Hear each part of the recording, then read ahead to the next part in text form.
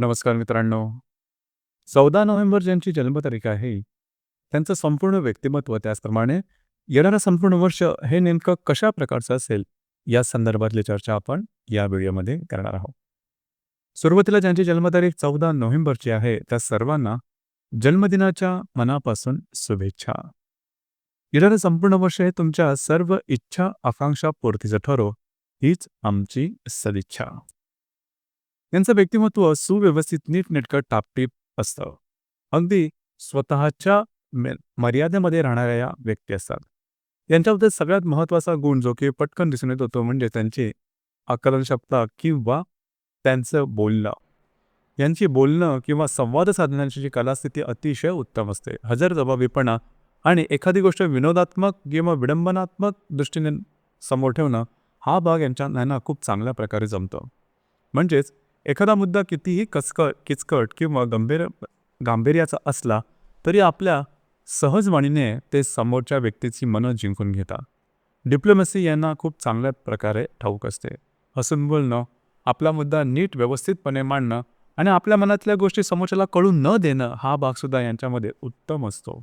Communication skill खूप चांगलं असतं. लहानपणापासूनच चिकित्सक चौकस असतात, त्यामुळे बऱ्याचशा क्षेत्राबद्दलची यांना चांगली माहिती असते आणि या स्वभावामुळे ते कुठल्याही व्यक्तीबरोबर अगदी त्याच्या आवडीनुसार सहज संवाद लावू शकतात किंवा गाठू शकतात. दुसरी महत्त्वाची गोष्ट म्हणजे ह्या ज्या व्यक्ती असतात त्यांचं बौद्धिक स्तर अतिशय उत्तम असतं.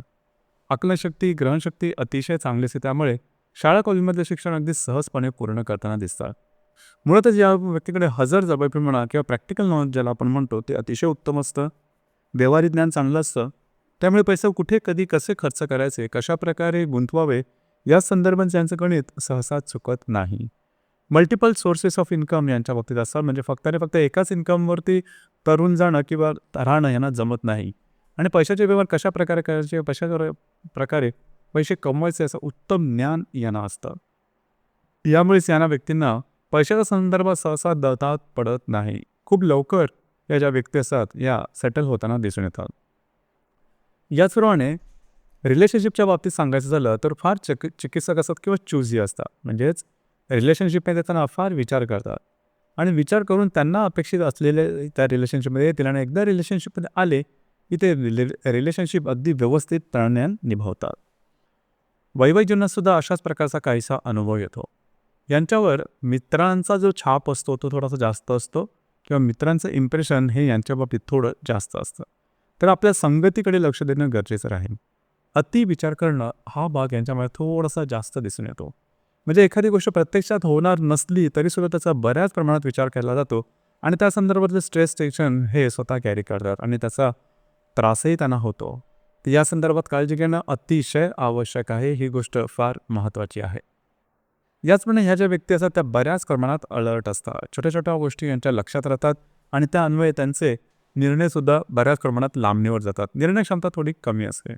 म्हणजे एखाद्या गोष्टीचा निर्णय घ्यायचा तर बराच विचार केला जातो आणि बराच विचार केल्यानंतर मग निर्णय चुकीचा किंवा निर्णय न होण्याची शक्यता थोडी जास्त असते. तर यावर थोडंसं लक्ष देणं गरजेचं राहील.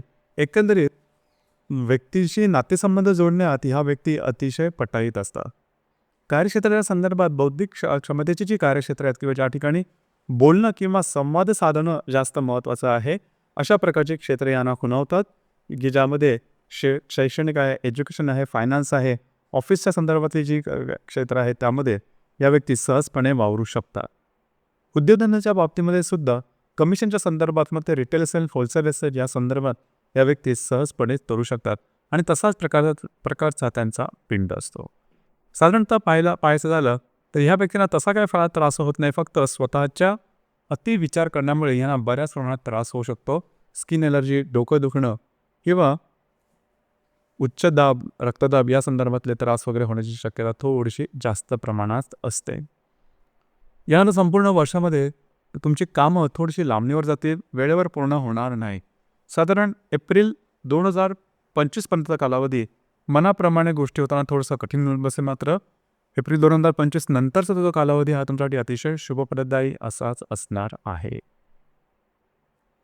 तर मित्रांनो, हे तो 14 नोव्हेंबर ज्यांची जन्मतारीख आहे त्यांचं संपूर्ण व्यक्तिमत्व, त्याचप्रमाणे येणारं संपूर्ण वर्ष कशा प्रकारचं असेल या संदर्भातली चर्चा. धन्यवाद.